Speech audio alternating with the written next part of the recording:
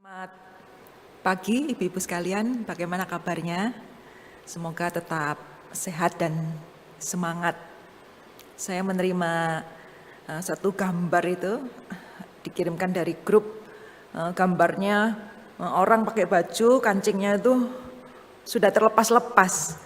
Dan di situ tertulis yang social distancing kok ternyata kancingnya, bukan orangnya. Semoga stay home sudah sebulan lebih ini tidak membuat kita berkembang dalam hal-hal yang kurang penting. Hari ini kita akan melanjutkan Bible study kita dari 1 Korintus 1 pasal yang ke-7 dengan tema menikah dan membujang. Mari kita berdoa meminta pertolongan Tuhan. Allah Bapa kami di surga, kami berterima kasih Engkau Allah yang memelihara kami. Engkau memelihara kami dalam segala kebutuhan kami dan juga khususnya untuk kerohanian kami. Pada siang hari ini kami percaya Tuhan Engkau sedang ingin memberikan kepada kami asupan rohani sehingga kehidupan kami disehatkan dan diperkaya. Kami berdoa kiranya Allah Roh Kudus yang berkenan memimpin waktu ini menerjemahkan firman Tuhan dalam hati, pikiran dan pergumulan kami masing-masing. Kami berdoa dan menyerahkan waktu ini di dalam nama Tuhan Yesus, Juru Selamat kami yang hidup. Amin. Mari saya mengajak kita membaca bersama dari 1 Korintus pasal yang ke-7. Dan sekarang tentang hal-hal yang kamu tuliskan kepadaku adalah baik bagi laki-laki kalau ia tidak kawin. Tetapi mengingat bahaya percabulan, baiklah setiap laki-laki mempunyai istrinya sendiri, dan setiap perempuan mempunyai suaminya sendiri. Hendaklah suami memenuhi kewajibannya terhadap istrinya, demikian pula istri terhadap suaminya. Istri tidak berkuasa atas tubuhnya sendiri, tetapi suaminya. Demikian pula suami tidak berkuasa atas tubuhnya sendiri, tetapi istrinya. Janganlah kamu saling menjauhi kecuali dengan persetujuan bersama untuk sementara waktu, supaya kamu mendapat kesempatan untuk berdoa.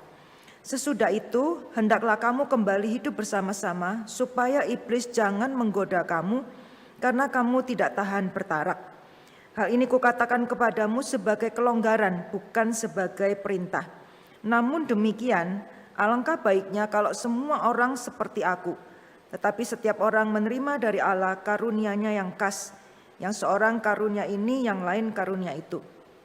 Tetapi kepada orang-orang yang tidak kawin, dan kepada janda-janda, aku menganjurkan supaya baiklah mereka tinggal dalam keadaan seperti aku. Tetapi kalau mereka tidak dapat menguasai diri, baiklah mereka kawin. Sebab lebih baik kawin daripada hangus karena hawa nafsu. Kepada orang-orang yang telah kawin, bukan aku, tetapi Tuhan, perintahkan supaya seorang istri tidak boleh menceraikan suaminya. Dan jikalau ia bercerai, ia harus tetap hidup tanpa suami dan berdamai dengan suaminya. Dan seorang suami tidak boleh menceraikan istrinya. Kepada orang-orang lain aku, bukan Tuhan, katakan, kalau ada seorang saudara beristrikan seorang yang tidak beriman, dan perempuan itu mau hidup bersama-sama dengan dia, janganlah saudara itu menceraikan dia. Dan kalau ada seorang istri bersuamikan seorang yang tidak beriman, dan laki-laki itu mau hidup bersama-sama dengan dia, janganlah ia menceraikan laki-laki itu. Karena suami yang tidak beriman itu dikuduskan oleh istrinya, dan istri yang tidak beriman itu dikuduskan oleh suaminya. Andai kata tidak demikian, niscaya anak-anakmu adalah anak cemar. Tetapi sekarang mereka adalah anak-anak kudus. Tetapi kalau orang yang tidak beriman itu mau bercerai, biarlah ia bercerai. Dalam hal demikian saudara atau saudari tidak terikat. Tetapi Allah memanggil kamu untuk hidup dalam damai sejahtera. Sebab bagaimanakah engkau mengetahui hai istri, apakah engkau tidak akan menyelamatkan suamimu? Atau bagaimanakah engkau mengetahui hai suami, apakah engkau tidak akan menyelamatkan istrimu? Selanjutnya, hendaklah tiap-tiap orang tetap hidup seperti yang telah ditentukan Tuhan baginya, dan dalam keadaan seperti waktu ia dipanggil Allah. Inilah ketetapan yang kuberikan kepada semua jemaat.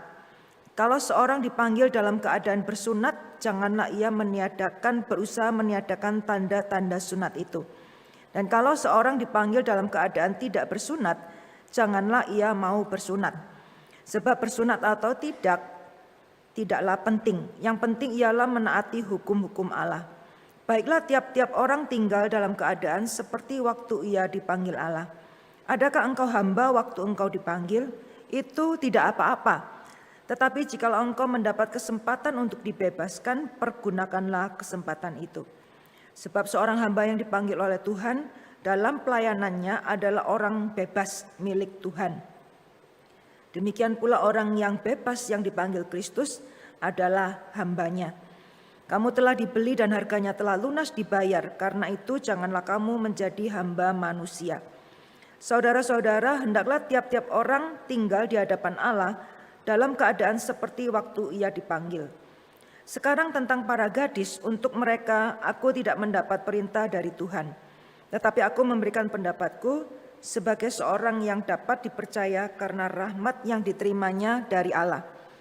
Aku berpendapat bahwa mengingat waktu darurat sekarang adalah baik bagi manusia untuk tetap dalam keadaannya. Adakah engkau terikat pada seorang perempuan?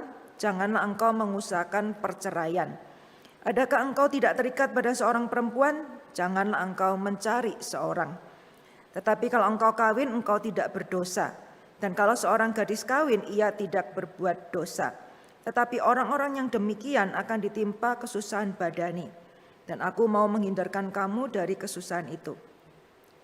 Saudara-saudara, inilah yang kumaksudkan, yaitu waktu telah singkat. Karena itu dalam waktu yang masih sisa ini, orang-orang yang beristri harus berlaku seolah-olah mereka tidak beristri. Dan orang-orang yang menangis seolah-olah tidak menangis. Dan orang-orang yang bergembira seolah-olah tidak bergembira. Dan orang-orang yang membeli seolah-olah tidak memiliki apa-apa yang mereka beli. Pendeknya, orang-orang yang mempergunakan barang-barang duniawi seolah-olah sama sekali tidak mempergunakannya. Sebab dunia yang seperti kita kenal sekarang akan berlalu. Aku ingin supaya kamu hidup tanpa kekhawatiran. Orang yang tidak beristri memusatkan perhatiannya pada perkara Tuhan, bagaimana Tuhan berkenan kepadanya. Orang yang beristri memusatkan perhatian pada perkara duniawi, bagaimana ia menyenangkan istrinya. Dan dengan demikian perhatiannya terbagi-bagi. Perempuan yang tidak bersuami dan anak-anak gadis memusatkan perhatian pada perkara Tuhan, supaya tubuh dan jiwa mereka kudus. Tetapi perempuan yang bersuami memusatkan perhatiannya pada perkara duniawi, bagaimana ia dapat menyenangkan suaminya. Semuanya ini kukatakan untuk kepentingan kamu sendiri, bukan untuk menghalang-halangi kamu dalam kebebasan kamu. Tetapi sebaliknya supaya kamu melakukan apa yang benar dan baik, dan melayani Tuhan tanpa gangguan. Tetapi jikalau seorang menyangka bahwa ia tidak berlaku wajar terhadap gadisnya, jika gadisnya itu telah bertambah tua dan ia benar-benar merasa bahwa mereka harus kawin, baiklah mereka kawin kalau ia menghendakinya. Hal itu bukan dosa. Tetapi kalau ada seorang yang tidak dipaksa untuk berbuat demikian, benar-benar yakin dalam hatinya dan benar-benar menguasai kemauannya, telah mengambil keputusan untuk tidak kawin dengan gadisnya, ia berbuat baik. Jadi orang yang kawin dengan gadisnya berbuat baik, dan orang yang tidak kawin dengan gadisnya berbuat lebih baik. Istri terikat selama suaminya hidup, dan kalau suaminya telah meninggal, ia bebas untuk kawin dengan siapa saja yang dikehendakinya, asal orang itu seorang yang percaya. Tetapi menurut pendapatku ia lebih berbahagia kalau ia tetap tinggal dalam keadaannya. Dan aku berpendapat bahwa aku juga mempunyai roh Allah. Sampai sekian pembacaan firman Tuhan. Berbahagia kita yang membaca, merenungkan, khususnya yang melakukan dalam kehidupan sehari-hari. Ibu-ibu sekalian, antara menikah dan membujang itu akan kelihatan secara umum dalam penampilan seseorang. Ada orang yang mengatakan kalau orang yang masih bujangan rata-rata lebih menjaga penampilan, lebih menjaga bentuk tubuhnya dibandingkan orang yang sudah menikah atau sudah laku. Dalam keadaan stay home seperti sekarang, juga sangat kelihatan orang itu sudah menikah atau belum menikah atau membujang.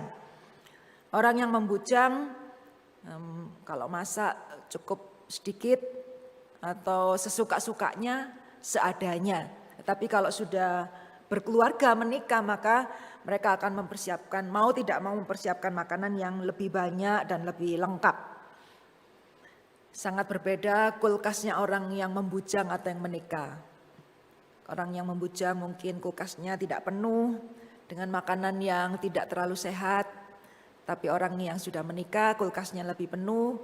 Ada berbagai kebutuhan untuk suami, untuk anak, untuk mertua, dan biasanya lebih sehat. Jadi ada satu perbedaan. Nah Bapak Ibu sekalian, hal ini juga bisa disoroti secara teologis. Oleh karena itu, Rasul Paulus di dalam suratnya kepada jemaat Korintus, dia juga membahas mengenai menikah, membujang, dan status di dalam sosial masyarakat. Nah saudara sekalian, sebelum kita membahas lebih lanjut, kita perlu mengenal konteks. Jadi tema Bible Study kali ini adalah menikah dan membujang. Tetapi ini konteksnya khusus kita mempersempit, yaitu bahasan tema menikah membujang ini khususnya hanya dibahas sebagai bagian surat yang menjawab pertanyaan dari jemaat Korintus waktu itu. Jadi tidak lengkap. Jadi yang kita baca pasal 7 ini bukan disampaikan dalam satu seminar khusus tentang pernikahan atau tentang membujang. Disampaikan oleh Rasul Paulus dalam rangka menjawab pertanyaan sesuai dengan konteks pada waktu itu. Jadi makanya nanti kita akan membahas itu hanya sebagian konsep tentang pernikahan, bukan secara keseluruhan. Oleh karena itu maka misalnya saudara bisa nanti mungkin bertanya-tanya, kok ada loh pernikahan kok disebut kelonggaran, maksudnya apa ya. Jadi karena dalam konteks yang khusus itu akan membatasi pembahasan kita pada saat ini. Dan yang dibahas adalah pernikahan yang di dalam hal konsep secara jasmani dan tentunya juga secara rohani. Tapi kita sangat bersyukur bahwa di dalam pembahasan pernikahan di dalam Alkitab itu ada bagian yang khusus membahas mengenai pernikahan dalam hal secara jasmani. Nah kemudian konteksnya pada waktu itu adalah Korintus, kita ingat lagi kota yang sangat besar, metropolis. Jadi ini kota besar dan zaman itu, zaman Yunani, pergaulan sangat bebas. Pergaulan bebas, menikah tidak menikah, menikah dengan suami istri, bisa ganti-ganti, bisa cerai. Jadi mereka sangat bebas di dalam pergaulan. Dalam budaya Yunani yang kita tahu juga dewa-dewa Yunani itu sangat banyak dan dewa-dewanya pun pergaulannya bebas. Jadi bukan suatu hal yang mengherankan kalau masyarakatnya pun seperti itu. Jadi dalam konteks masyarakat yang seperti itu, lalu jemaat ini bertanya, kalau seorang Kristen itu harusnya bagaimana? Tapi sekali lagi yang dijelaskan oleh Rasul Paulus dalam satu kesempatan untuk menjawab pertanyaan yang spesifik. Lalu konteks yang terakhir yang perlu kita ingat adalah pada waktu itu Rasul Paulus itu masih di dalam kesibukan mengabarkan Injil. Jadi dia itu dalam mission trip dari satu kota ke kota berikutnya dan seterusnya. Jadi dia ini dalam keadaan yang sibuk memikirkan penginjilan itu yang ada di dalam kepalanya. Jadi dia bukan pembicara seminar pernikahan atau parenting, bukan. Dia itu rasul yang berkeliling untuk mengabarkan Injil khususnya kepada kota-kota yang belum mengenal atau mendengar tentang Tuhan Yesus. Jadi yang menjadi concern Rasul Paulus adalah mengenai penginjilan. Dan ada konteks pada waktu itu penganiayaan. Jadi di kota Korintus yang sangat besar, orang Kristen itu mengalami penganiayaan secara sosial. Mereka dikucilkan, dibedakan. Jadi sekarang dengan konteks seperti inilah maka nanti pembahasan mengenai pernikahan dan membujang itu sepertinya memang khusus, tidak secara umum merupakan konsep yang lengkap. Jadi mari kita lihat bahasan mengenai pernikahan khusus yang dibicarakan di pasal 7 ini. Nah saudara sekalian, yang pertama-tama mengenai pernikahan. Rasul Paulus di sini menjelaskan bahwa yang namanya pernikahan itu eksklusif. Hendaklah tiap laki-laki mengambil wanitanya sendiri, wanita mengambil laki-lakinya sendiri. Jadi pernikahan itu adalah eksklusif, masing-masing. Suami istri itu satu eksklusif. Dalam banyak hal kita boleh sharing, boleh memberi dan menerima. Tapi dalam hal pasangan pernikahan enggak boleh memberi dan enggak boleh menerima. Tidak boleh ganti-ganti. Jadi itu prinsip pernikahan yang disebutkan di sini. Masing-masing, jangan sharing. Lalu prinsip berikutnya yang unik di dalam pasal 7 ini adalah pernikahan itu dimaksudkan supaya kita itu diselamatkan, dihindarkan dari dosa percabulan dan supaya tidak hangus karena nafsu. Jadi mengingat konteks masyarakat pada waktu itu yang sangat pergaulan bebas, maka akan sangat membahayakan kalau kemudian orang Kristen itu nggak boleh menikah ya di tengah situasi dan godaan yang begitu besar dan juga kita berikutnya kita melihat Rasul Paulus sangat membicarakan pernikahan dalam hal segi jasmani di sini. Pernikahan itu adalah hak dan kewajiban. Pernikahan itu ada kewajibannya, yaitu kalau sudah menikah maka kewajibannya yaitu melakukan memenuhi kebutuhan hubungan suami istri. Lalu di sini berikutnya bicara mengenai tubuh pasangan. Tubuh suami milik istri, tubuh istri milik suami. Jadi memang secara eksplisit di sini Rasul Paulus membicarakan mengenai kewajiban hubungan intim, hubungan seks di dalam pernikahan. Jadi saudara sekalian, seks itu bukan sesuatu hal yang tabu untuk di dalam pernikahan. Bahkan hasrat cinta dan hasrat itu memang dianugerahkan oleh Tuhan supaya manusia itu bisa menikah dan bisa menghasilkan keturunan. Jadi saudara sekalian, hubungan suami istri itu adalah suatu bagian rancangan dari Allah yang perlu dilakukan di dalam satu pengaturan kekudusan yang ditetapkan Allah, yaitu melalui pernikahan. Jadi Rasul Paulus ini seorang yang sangat mendalami teologi, seorang yang penginjilan dari sana sini, tetapi dia jelas mengetahui secara makro rencana Allah itu adalah supaya pria dan wanita itu bisa menikah dan di dalam pernikahan itu mengandung suatu kewajiban, yaitu saling memenuhi kebutuhan hubungan suami dan istri. Dan ini juga berlaku kalau mungkin ditujukan kepada para wanita, ibu-ibu, bahwa tubuh kita ini ketika kita menikah itu menjadi milik pasangan. Sehingga di dalam persetujuan bersama maka kita wajib untuk melakukan memenuhi kebutuhan di dalam pernikahan itu. Jadi setelah bicara mengenai persatuan yang eksklusif, Rasul Paulus bicara mengenai kebersamaan secara jasmani. Dan di sini juga ditekankan bahwa yang namanya pernikahan itu dua menjadi satu. Jadi perlu selalu bersama-sama. Karena tadi lalu Rasul Paulus melanjutkan ya, ini pembahasan yang dilanjutkan, jangan saling menjauhi kecuali ada persetujuan bersama dan untuk sementara waktu. Jadi kalau ada satu masalah yang sangat berat, entah sakit penyakit, entah satu konflik yang sulit diselesaikan, maka persetujuan dua belah pihak bukan karena salah satunya melarikan diri nggak mau menyelesaikan perkara, tetapi kalau kedua belah pihak merasakan kita perlu sementara berpisah supaya kita itu punya kejernihan untuk berpikir dan di sini katakan supaya kamu mendapat kesempatan berdoa. Jadi ada kalanya misalnya ada masalah misalnya karena suatu pekerjaan yang mengharuskan perpisahan. Atau ada suatu masalah yang sangat besar yang bertahun-tahun menaun dan begitu sulit diselesaikan. Maka kalau kedua belah pihak merasa perlunya perpisahan sementara dengan persetujuan bersama.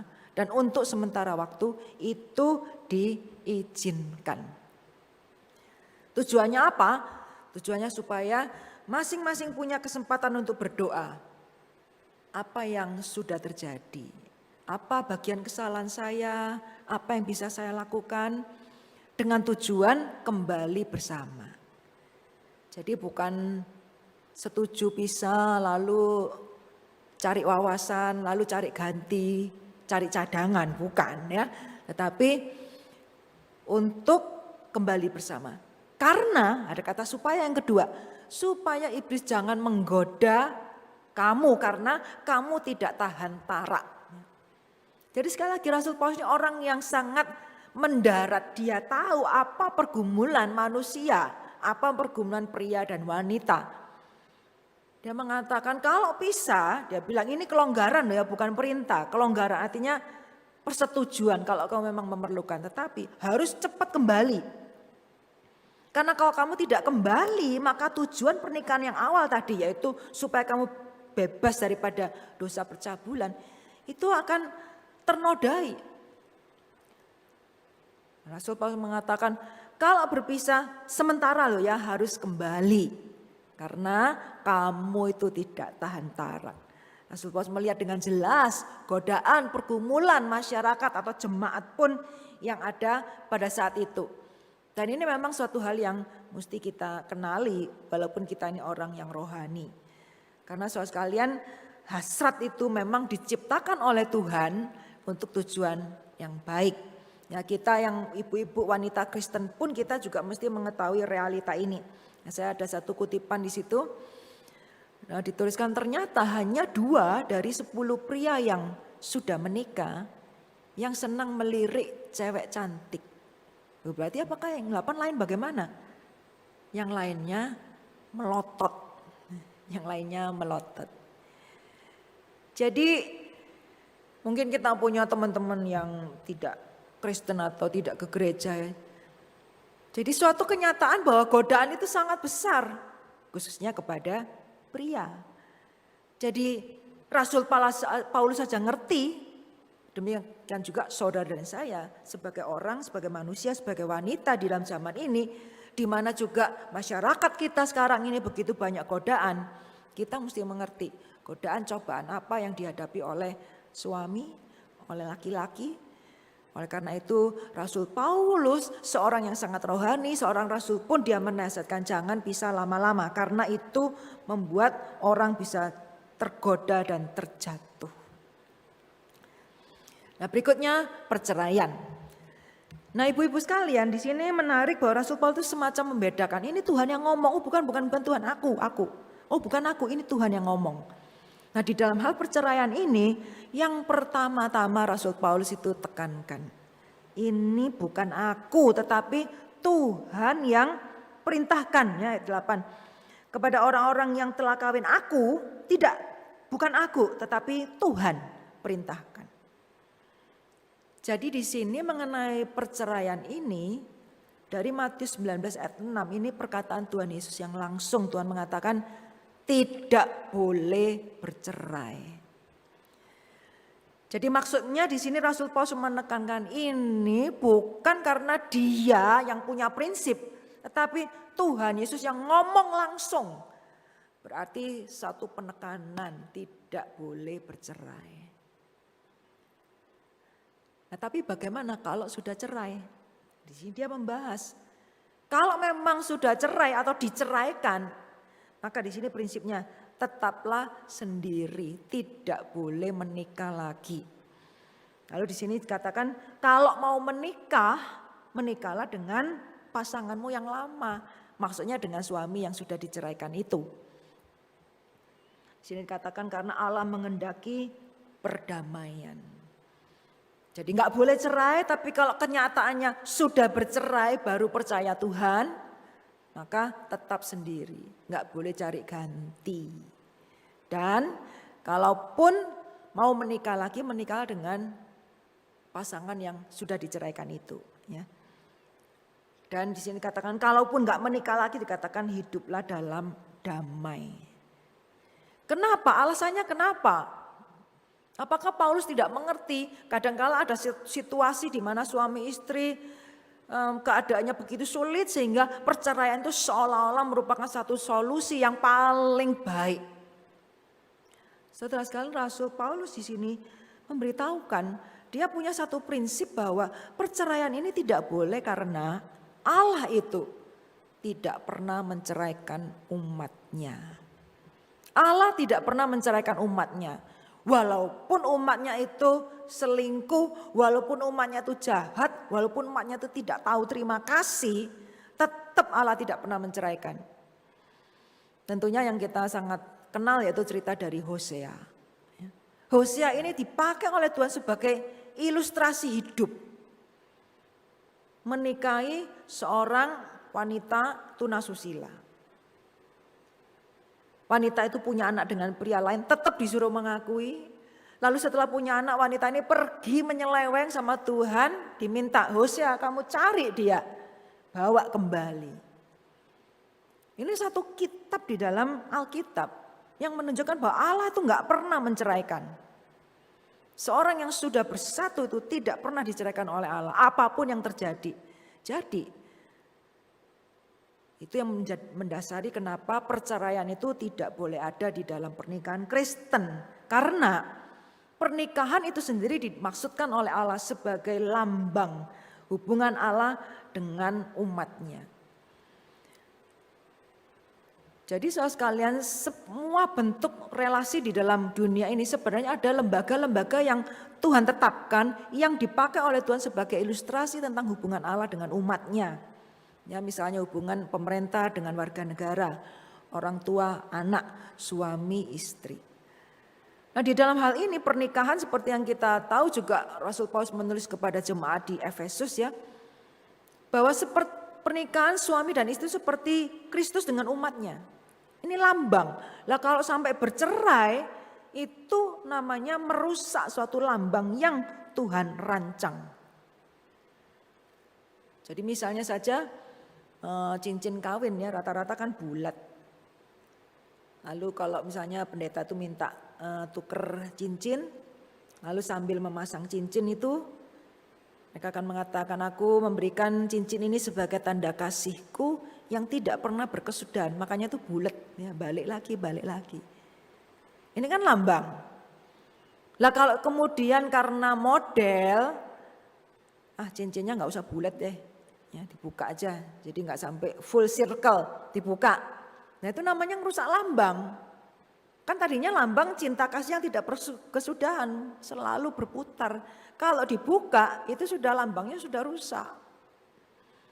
Nah oleh karena itulah tidak boleh ada perceraian. Lalu di sini juga ada satu kasus yang mungkin terjadi di Korintus yang dikatakan kalau pasangannya tidak Kristen, jadi sudah menikah, kemudian di dalam pertengahan pernikahan itu salah satu bertobat. Ya, katakanlah ini wanitanya bertobat, istri bertobat. Sini dikatakan tetap bersama. Tetap bersama. Karena memang pada waktu itu orang Yahudi kemudian menjadi Kristen. Lalu mereka tinggal di Korintus, tentu banyak yang menikah dengan orang-orang yang non-Yahudi. Ketika satunya bertobat, satunya enggak, pasti terjadi gesekan yang luar biasa ya. Karena agama itu menjadi salah satu sumber konflik yang besar di dalam seluruh rumah tangga. Nah kalau konflik ini bagaimana? Rasul Paulus mengatakan jangan cerai. Jangan kamu aktif meminta perceraian. Karena apa? Di sini bicara prinsip kekudusan. Kekudusan itu Rasul Paulus di sini kalau pakai ilustrasi semacam terang gitu ya. Jadi kalau suami istri lalu istrinya bertobat, katakanlah istrinya itu dikuduskan ya, ketika dia bertobat dia itu memiliki terang.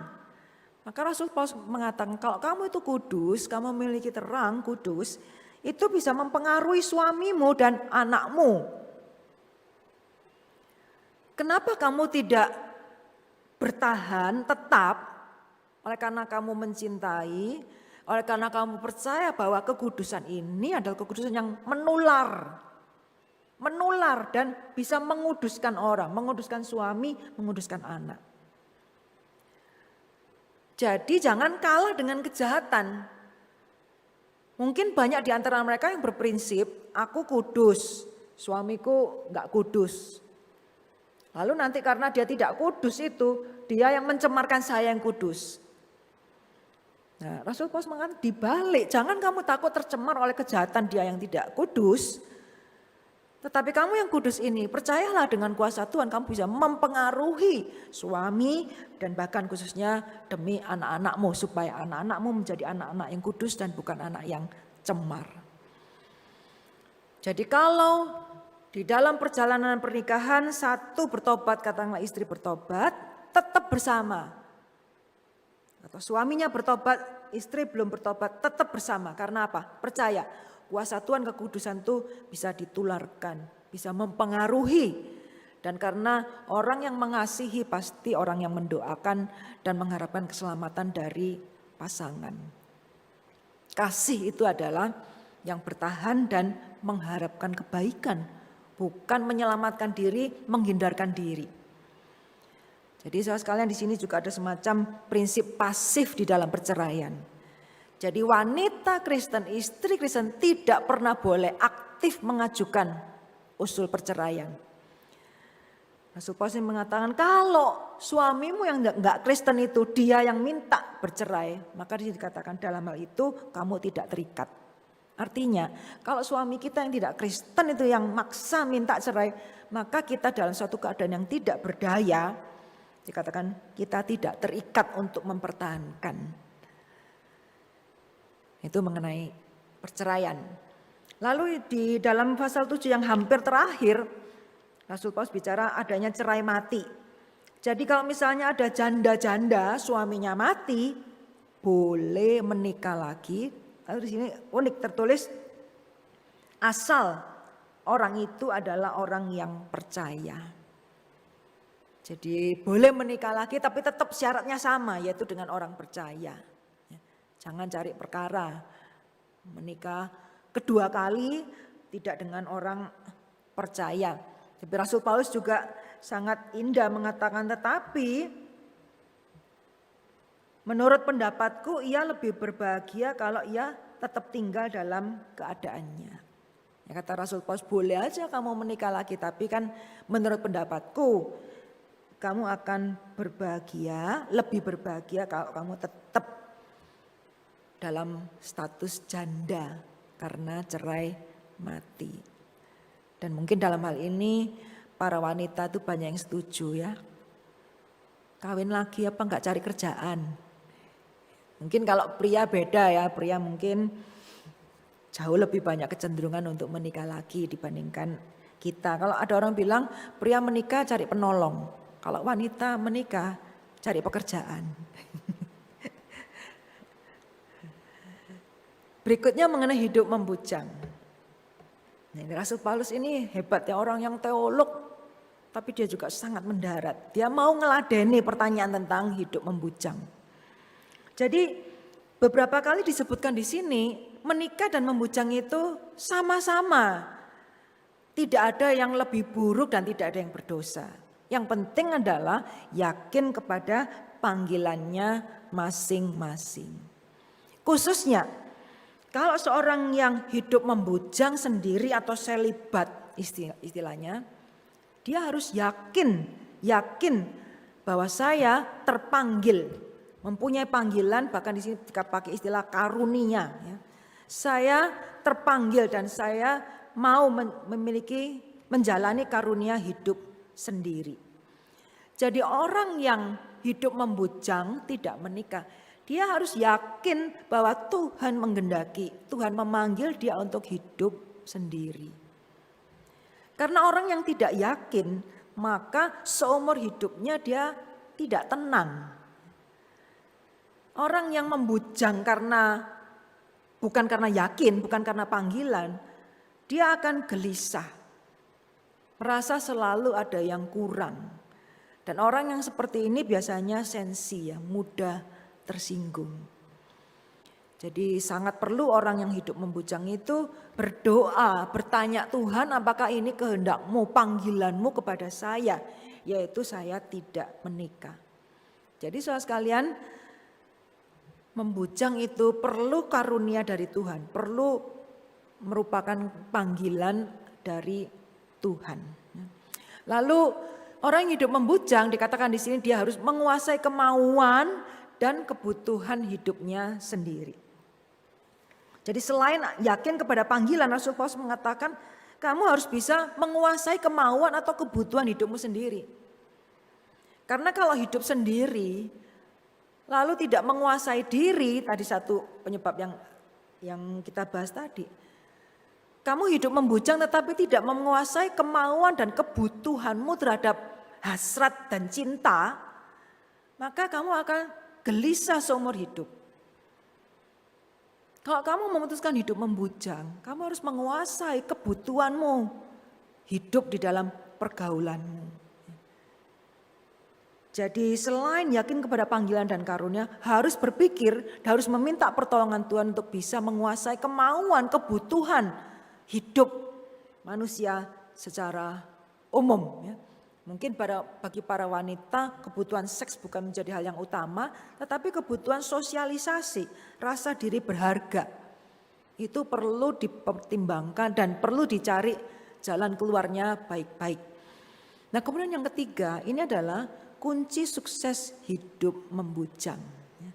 Kunci sukses hidup membujang, yaitu memusatkan perhatian pada perkara Tuhan dan bagaimana Tuhan berkenan kepadanya. Jadi orang yang hidup membujang, hidup selibat itu, dia akan bisa sukses. Hidup tenang, hidup dengan penuh syukur kalau dia memusatkan perhatiannya pada perkara Tuhan dan bagaimana Tuhan berkenan kepadanya. Jadi saudara sekalian, manusia itu secara umum adalah makhluk yang memerlukan suatu tujuan dan tuan. Wanita khususnya, wanita itu memerlukan dalam tanda kutip tujuan dan tuan. Perlu makna dalam hidup. Jadi seorang yang membujang, tidak menikah, tidak berkeluarga, maka dia perlu tujuan hidup yang lebih jelas. Aku ini hidup untuk apa, untuk siapa. Seorang yang tidak menikah, hidup membujang atau hidup sendiri, dia perlu jelas siapa yang aku abdi, tuanku itu siapa. Karena jikalau tidak, kebutuhan dasar yang mencari tujuan dan Tuhan ini tidak terpenuhi, maka tadi hidupnya akan dipenuhi kegelisahan dan tidak mencapai tujuan. Saudara sekalian, Rasul Paulus di sini dia mengatakan dia sendiri membujang, dia sendiri tidak menikah. Dan beberapa kali dikatakan tidak menikah itu lebih baik. Karena apa? Karena supaya bisa memusatkan perhatiannya kepada perkara Tuhan. Jadi hidup membujang itu tidak lebih rendah dan tidak berdosa. Bahkan sesungguhnya lebih baik supaya lebih bisa memusatkan perhatian kepada perkara Tuhan. Hidup membujang kalau kemudian hanya untuk memusatkan perhatian pada diri sendiri, enggak direpoti suami, enggak direpoti anak, itu menjadi salah. Karena manusia sesungguhnya tidak ada manusia yang bisa hidup hanya untuk dirinya sendiri. Jadi saudara sekalian, Rasul Paulus mengatakan hidup membujang itu baik, contohnya dia sendiri, tapi tujuannya supaya memusatkan perhatiannya kepada Tuhan. Jadi saudara sekalian, itu adalah kunci tentang hidup membujang. Nah berikutnya, Rasul Paulus 4 kali dalam satu pasal ini 4 kali mengucapkan satu kalimatnya, yaitu hendaklah tiap orang tetap dalam keadaan seperti ketika dia dipanggil Allah. Itu 4 kali diulang ya. Berarti Rasul Paulus benar-benar ini menjadikan ini suatu hal yang sangat penting di dalam hidupnya, di dalam surat ini. Jadi ketika dia tulis surat kepada jemaat Korintus, membahas mengenai pekerjaan Tuhan, mengenai gereja, lalu ada orang tanya mengenai pernikahan, mengenai sunat, mengenai status hamba, mengenai membujang. Dia mengatakan secara singkat, kamu itu tetaplah dalam keadaan seperti ketika dipanggil Allah. Jangan cari kerepotan, jangan cari kerjaan yang lain. Apapun siapapun kamu, tetaplah di situ. Tuhan itu bisa memakai kamu, bisa bekerja dalam hidupmu di dalam keadaan apapun ketika kamu dipanggil Tuhan. Jadi di sini dia menyebutkan mengenai adanya pertanyaan, harus sunat atau tidak sunat. Bagaimana kalau seorang hamba atau budak, zaman itu masih ada perbudakan, kalau dia bertobat bagaimana? Lalu kalau sudah bertobat, apa perlu menikah atau harus cerai atau membujang saja dan seterusnya. Jadi ini pertanyaan-pertanyaan yang muncul karena waktu itu saudara sekalian dalam masyarakat itu seolah-olah ada kesan kalau tokoh agama, filsuf itu biasanya tidak menikah supaya lebih konsentrasi. Sedangkan jemaat masyarakat umum itu kebanyakan yang menikah. Misalnya contohnya tadi kan Rasul Paulus ini tidak menikah. Tetapi murid Tuhan Yesus yang lain misalnya Petrus jelas dia menikah karena punya mertua. Jadi orang-orang ini banyak mempertanyakan hal-hal sana sini yang kadang itu membuat mereka itu teralihkan dari isu yang utama. Sehingga Rasul Paulus secara singkat di sini mengatakan, sunat itu nggak penting, sunat tidak bersunat nggak penting. Itu cuma simbol agama, itu ritual. Nggak penting, nggak usah dipersoalkan. Kalau kamu sudah sunat nggak usah cari sengaja cara-cara untuk menghilangkan tanda. Kalau kamu belum disunat ya nggak usah. Yang penting itu kamu taat kepada hukum Allah. Kemudian kalau kamu itu hamba atau budak pada waktu kamu bertobat, ingatlah bahwa yang penting itu statusmu di hadapan Allah itu kamu bukan budak. Kamu itu anak, kamu adalah milik Allah yang dimerdekakan. Tapi tentu saja Rasul Paulus tidak berarti setuju dengan perbudakan. Karena di sini dia mengatakan, kalau ada kesempatan kamu bebas, ya usahakan kamu bebas. Karena zaman itu di Korintus itu budak itu bisa menabung, lalu kalau sudah cukup bisa membeli dirinya sendiri. Tapi intinya adalah yang penting itu hukum Allah dan statusmu di hadapan Allah itu lebih penting daripada simbol agama, lebih penting daripada status sosial ekonomimu, bahkan lebih penting daripada kamu itu kawin atau membujang. Jadi Rasul Paulus ini hendak mengingatkan kembali kepada jemaat yang paling utama adalah statusmu di hadapan Tuhan dan ketaatanmu kepada hukum Allah, intisari lebih daripada hal-hal yang lahiriah. Jadi dari sini kita bisa belajar adalah utamakan yang utama. Yang utama yang Tuhan inginkan itu apa? Itu yang kita kejar. Bukan segala hal yang menghiasi di sekelilingnya. Bukan kemasan tetapi intinya yang kita cari dan itulah yang Tuhan perkenan. Nah, alasannya apa? Seperti yang kita tahu dari konteks tadi. Alasannya Rasul Paulus itu dalam pikirannya itu adalah penginjilan, segera menjangkau tempat-tempat yang belum kenal Tuhan. Dan dia merasa bahwa waktunya itu darurat dan singkat, ini dia tulis sendiri. Jadi kalau waktunya itu darurat dan singkat, maka tadi gak penting kamu itu sunat, gak sunat. Gak penting kamu itu statusnya budak atau bukan. Bahkan kurang penting kamu itu kawin atau membujang. Karena apa? Ini waktunya ini sudah darurat dan singkat. Lalu alasan berikutnya dikatakan karena dunia ini barang-barang sosial ekonomi semuanya ini akan lewat. Jadi dalam pikiran Paulus ini yang lebih menonjol dari masalah tadi menikah tidak menikah, sunat, status budak. Waktunya darurat dan singkat dan dunia ini akan lewat, maka carilah yang lebih penting dari semuanya itu. Sehingga di sini dikatakan, hiduplah kamu seolah-olah yang beristri, tidak beristri, yang berkeluarga seolah-olah tidak berkeluarga. Hiduplah seolah-olah kamu tidak menangis, yang bergembira seolah-olah kamu tidak bergembira, yang beli barang seolah-olah kamu tidak memiliki barang. Yang artinya beristri masalah perasaan, nangis, senang, masalah barang. Itu jangan menjadi hal yang utama dan mengikat hati dan pikiran kita. Sehingga kita kehilangan fokus hal yang lebih penting dari semuanya itu. Dan Rasul Paulus mengatakan masalah kawin tidak kawin, nasihatku ini bukan membatasi kebebasan kamu. Bukan aku ini mau ngatur, bukan. Tetapi maksudku supaya kamu hidup tanpa kesusahan badani, bahkan dijelaskan di situ. Dan supaya kamu hidup tanpa kekhawatiran. Orang yang berkeluarga pasti lebih ada kekhawatiran, lebih ada kesusahan. Karena itu Rasul Paulus memberikan nasihat.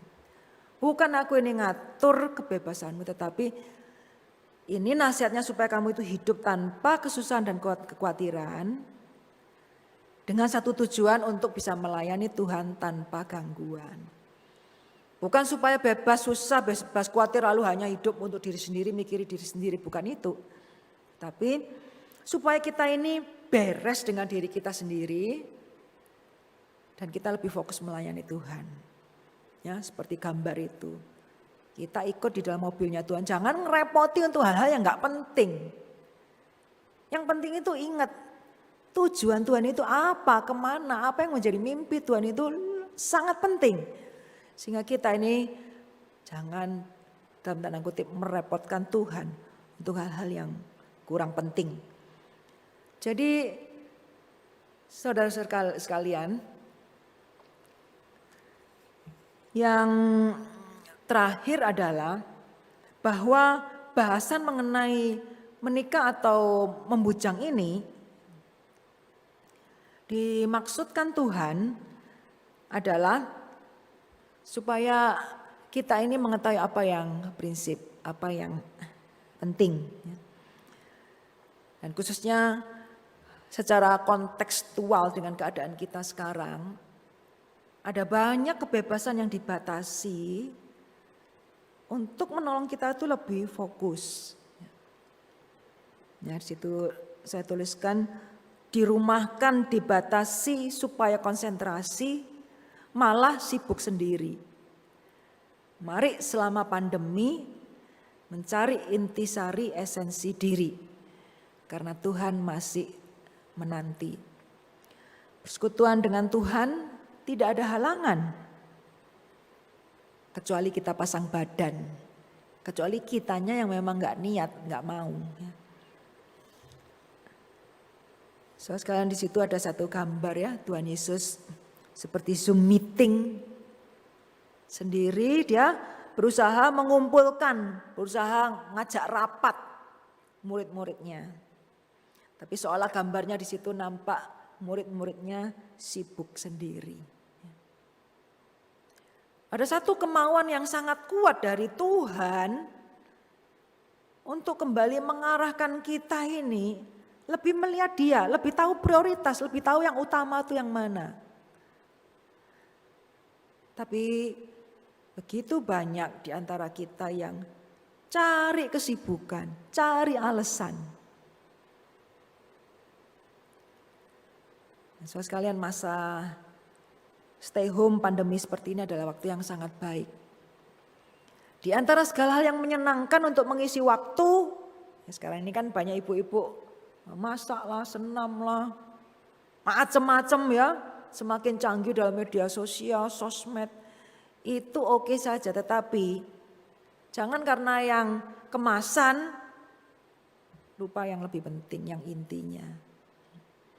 Jangan lupa semua yang dirancang Tuhan secara global ini pasti ada satu maksud bagi umat Tuhan, yaitu belajar mana yang penting dan lebih penting, mana yang lebih utama. Kiranya Tuhan menolong kita untuk lulus dalam ujian yang Tuhan siapkan kepada kita mengenai prioritas di dalam hidup ini. Mari kita berdoa. Tuhan Yesus, terima kasih firman Tuhan tidak hanya bicara rohani, tetapi secara eksplisit Tuhan sangat mengerti kebutuhan kami sebagai manusia, pria, wanita, dan juga di dalam pernikahan. Tuhan, Engkaulah yang tahu apa yang terjadi dalam rumah tangga kami masing-masing, khususnya dalam keadaan di mana kami harus tinggal bersama satu keluarga, suami dan istri dan anak. Tuhan, tolong kami mengerti apa tujuan Tuhan, memaksa kami untuk lebih banyak bersama. Tolong kami Tuhan untuk sungguh-sungguh mengerti tujuan Tuhan dengan melakukan segala hal yang terjadi pada saat ini, karena kami tahu Tuhan bahwa di samping segala hal yang lain, maka pasti Tuhan punya tujuan yang sangat penting kepada kami umat Tuhan, kepada kami ibu-ibu Kristen, supaya kami mengerti Tuhan apa yang paling berharga dalam hidup kami. Tolonglah kami Tuhan untuk mendengar, mengerti, dan melakukan dalam hidup kami. Dalam nama Tuhan Yesus kami berdoa. Amin.